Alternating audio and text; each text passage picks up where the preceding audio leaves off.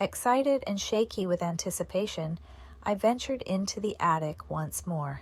As I climbed the creaky stairs, I felt the dust cascade around me like 1,000 whispering voices. I moved boxes and old furniture until my fingers brushed against a mid-sized trunk that had always intrigued me. It was intricately carved, but far too heavy for me to haul alone. After a few futile attempts, I pried it open to find a treasure trove of memories. Old photographs, faded birth certificates, and even my grandmother's wedding dress, delicately folded and untouched by time. But it was the journal, resting at the bottom under layers of memorabilia, that caught my eye. It all began with a letter, or rather, the absence of one.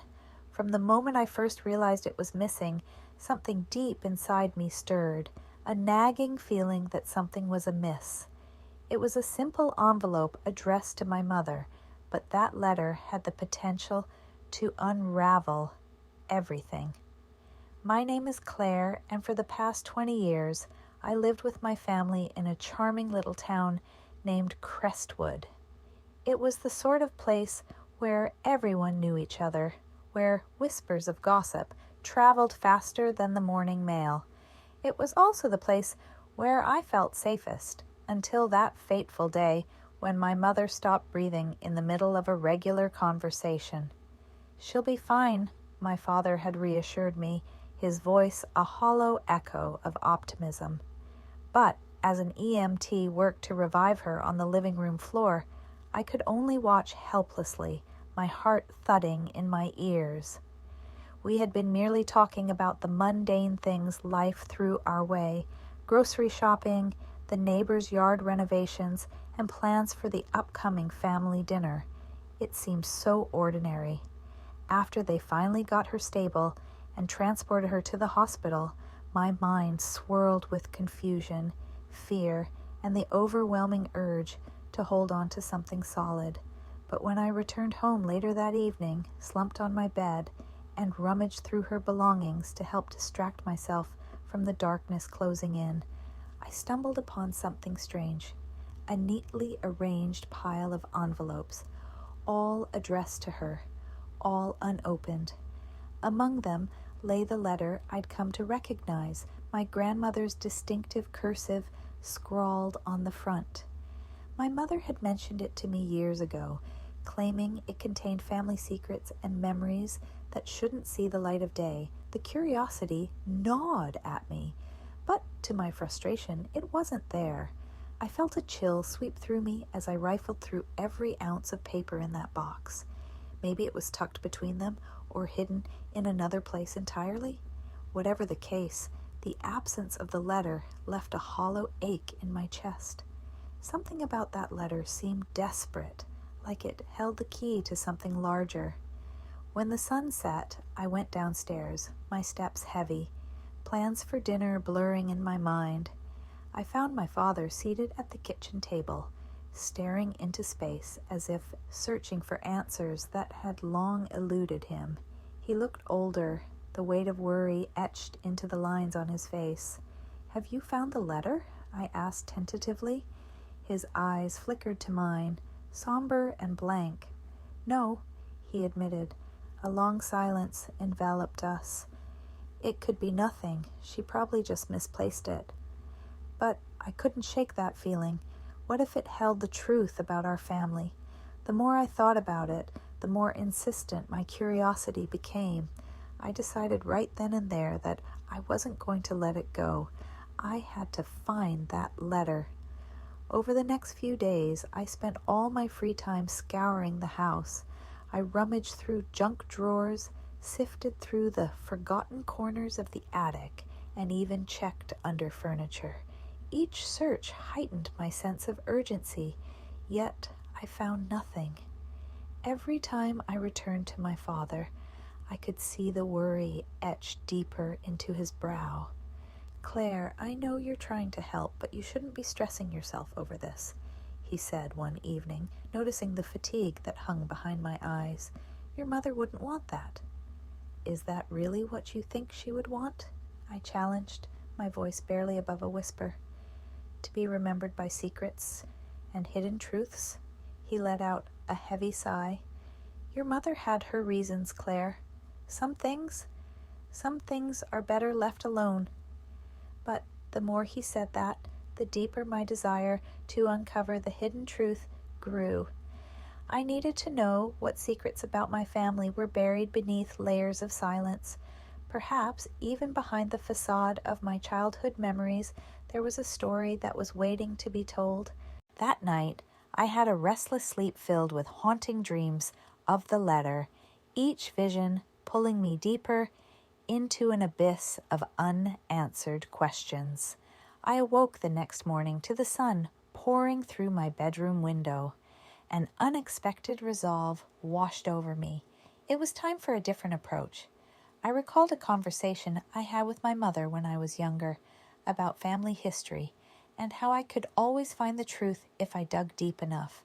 There was a journal, she said, hidden somewhere in the house. Perhaps it was a record of sorts, chronicling our family's past, or even a clue to the missing letter. I carefully lifted it out, a mix of anticipation and dread swirling inside me. The leather-bound cover was worn but sturdy, and as I flipped it open, the scent of aging paper enveloped my senses. I began to read, each entry revealing bits of my family's past, my grandmother's hardships, her triumphs, and the family ties that had been strained over the years. Then, in a near final entry, she dated just months before my grandmother's passing, I read something that made my heart race. She had written about a disagreement with my mother regarding the family secrets. Phrases like, for her own good and she might not understand, jumped off the page. The final line made my hands tremble. If something happens to me, she must know the truth. My mind raced as panic set in. What could it mean? I thought about the letter again, the one that was now so crucial, and the idea that there was more to uncover sent chills down my spine. I suddenly noticed there was an envelope tucked between the pages, a hint of color against the worn paper. As I carefully pulled it out, a sense of dread washed over me.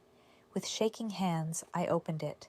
Inside, I found a single sheet of paper, hastily written. If you are reading this, it means I'm gone. The truth lies within. It didn't say where the truth was, or what it was. I was left grasping at threads of confusion and fear. Fueled by the discovery, I felt an insatiable urge to dig deeper. I glanced at the journal once more, then back at the trunk from which I'd found it. There had to be more. What else had my grandmother hidden away? I began sifting through the trinkets one more time, expecting to uncover another piece of the puzzle. As I rummaged, a small keychain fell from the trunk's side. It landed on the floor with a soft clink, its age giving it a patina that intrigued me. It was small and ornate, not unlike many family heirlooms, but there was an unusual design engraved on it, one I didn't recognize. What is this? I wondered aloud. My mind raced with potential theories, ideas melding into a fog of questions. Just then, my father's footsteps echoed up the attic stairs. I quickly tucked the keychain into my pocket, masking my excitement. What are you doing up here, Claire? He asked, irritation flashing in his eyes. You know this place is full of dust. I know, Dad, but I'm looking for something. I found this journal, I replied, gesturing feebly to the leather book I clutched. His demeanor shifted, concern pinching his features. The journal? He echoed, his voice carefully measured. He hesitated, glancing between me and the trunk, which I'd also left carelessly open. I knew he was aware that our family history was far from perfect. Why didn't you ever tell me about this? I pressed. There's so much that I need to know. And that letter, it mentioned secrets, Dad. What are you hiding from me? His eyes clouded over, and for a moment I thought he might speak, revealing the hidden truths I desperately yearned to uncover. But then he sighed heavily, shutting down again. Sometimes it's better not to dwell on the past. You need to focus on what really matters right now, he said curtly. Instead of listening to him, my mind was consumed with thoughts of what was hidden. I couldn't shake the feeling that I was on the brink of something monumental. I glanced out the small attic window, seeking clarity as I gazed into the tree-lined yard below. Suddenly, an idea struck me. If there were secrets tied to the family, surely there might be more than just papers hidden away in the attic. I recalled the stories my mother used to tell me about the old, unused spaces in our home, actually. The space beneath the stairs, where a door supposedly sealed away long abandoned memories. I never understood their significance until now. After my father left, I made my way downstairs, determination pulsing through my veins. I found the door hidden behind piles of forgotten boxes and coats. It was a sturdy wooden door, slightly ajar, hinting at the mysteries that lay behind it. I hesitated before pushing it open.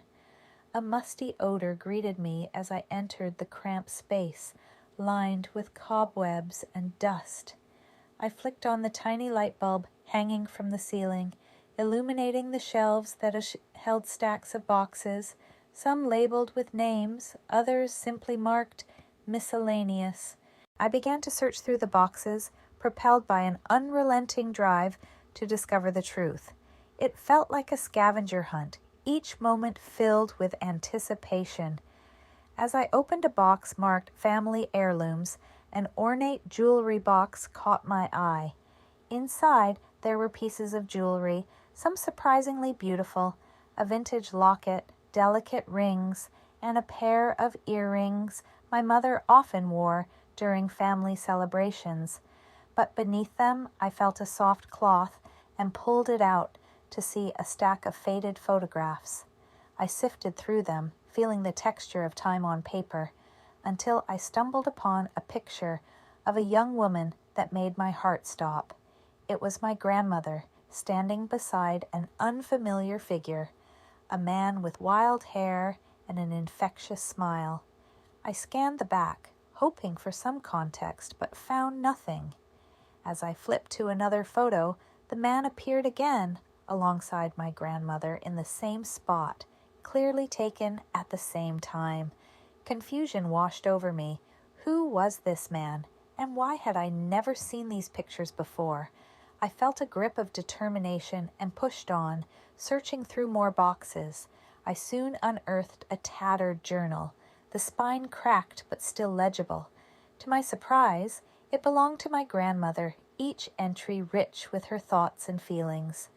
The last pages held fragments of a story that gripped me, a tale of love, betrayal, and a decision that changed everything.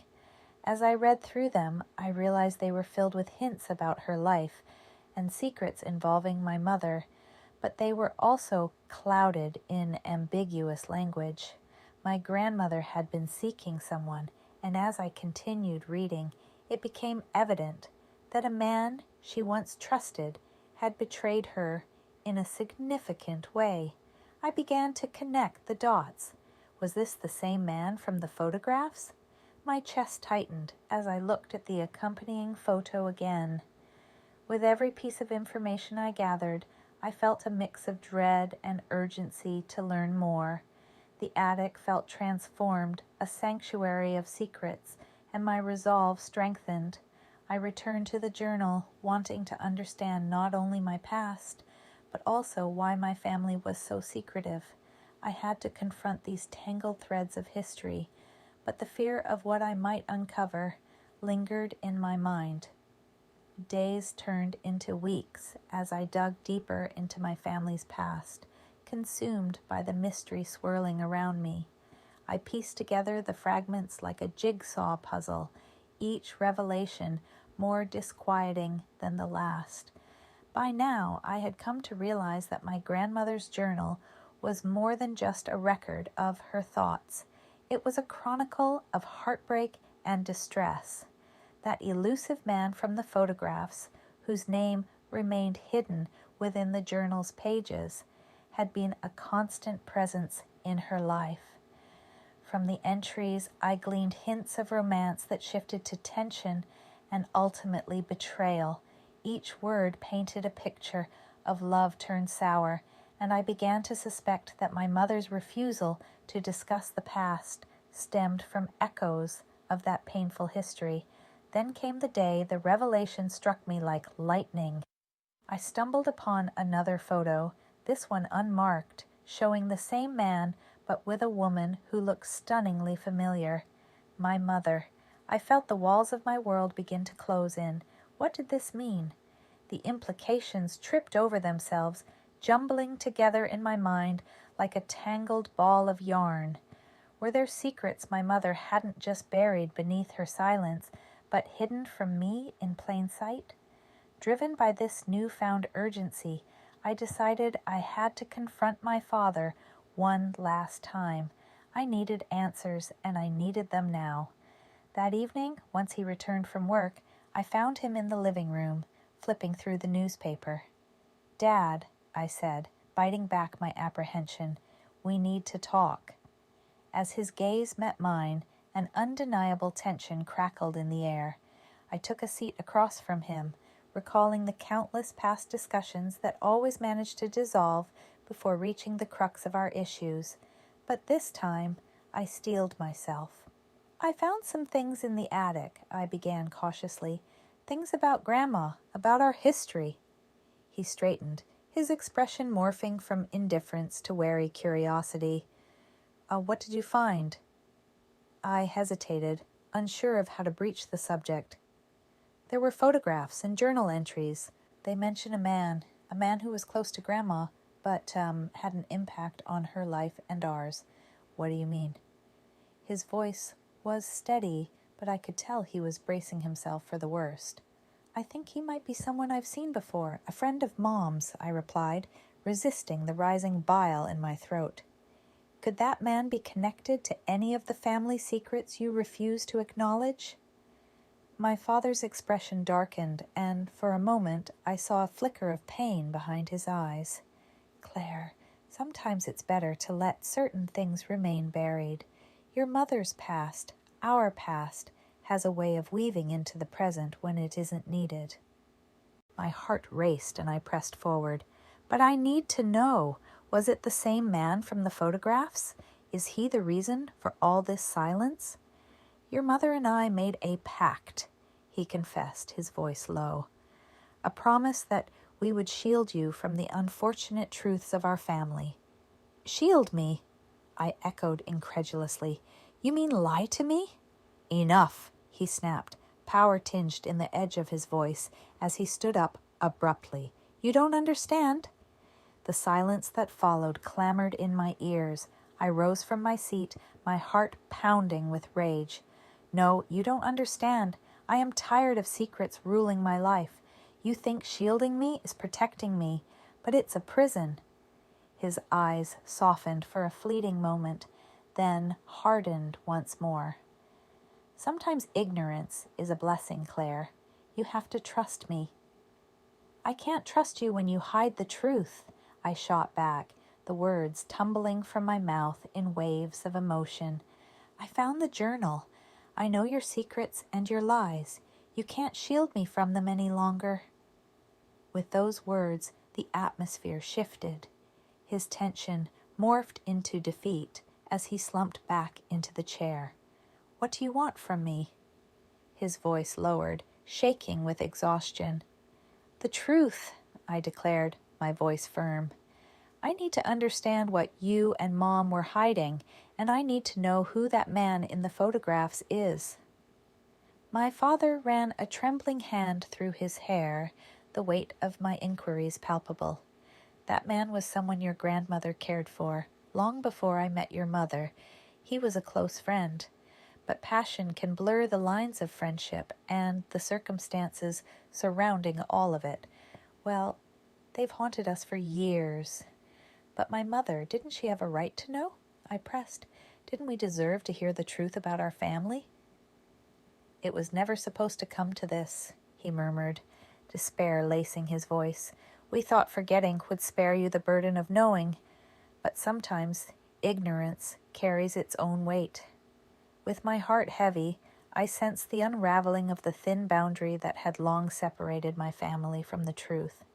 My desire to know was met with his reluctance, a powerful tug of war threatening to tear our fragile connection apart.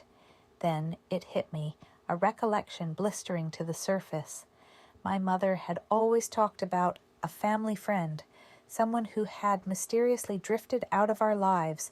Was this the same man who had peered from the photos? Who was he? I asked, urgency breaking through my hesitancy. My father shifted uncomfortably, but finally he spoke. His name was Daniel. He was special to your grandmother, and that caused a divide between her and your mother. Your mother has always felt it was best not to dwell on the past or talk about him. But she deserves to know, Claire, if only time could undo the damage. Damage? Dad, this isn't just damage. This is betrayal. My emotions roared in tandem with his quiet admission. What happened with Grandma and Daniel shaped everything we went through. We deserve to know why. I can't relive that, he pleaded. Please, let's leave it alone. But I was shaking with the need to uncover more. There has to be more in the journal, right? It's all connected. It's not that simple, Claire, he insisted. Some things are just better left buried. I took a deep breath, struggling to temper the emotions surging within me, but I refused to back down. You never let it go, did you? Even if it was haunting you in silence. My father lowered his gaze, shame creeping across his features. Number. But the choice was never mine to make. What happened to Daniel? I pressed, my voice raw. My father met my gaze once more, a flicker of regret lighting his eyes. He disappeared after your grandmother's passing. It was never clear if he left because of the pain or if he was running from something darker. The air thickened with unspoken words, secrets dangling precariously between us. What if Daniel hadn't just disappeared? What if the truth was far worse than I could possibly imagine? As their heartfelt conversation unfolded, my mother and Daniel confronted the past, sharing memories of love and loss. The tension eased as they exchanged forgiveness, reigniting their connection. Over the weeks that follow, Daniel became a part of our lives again, bringing warmth and hope. Together, we transformed our family narrative into one of resilience, love, and healing. The shadows of yesterday no longer defined us. Instead, we embraced our journey forward, united in truth, vulnerability, and the power of second chances, ready to forge new memories as a family.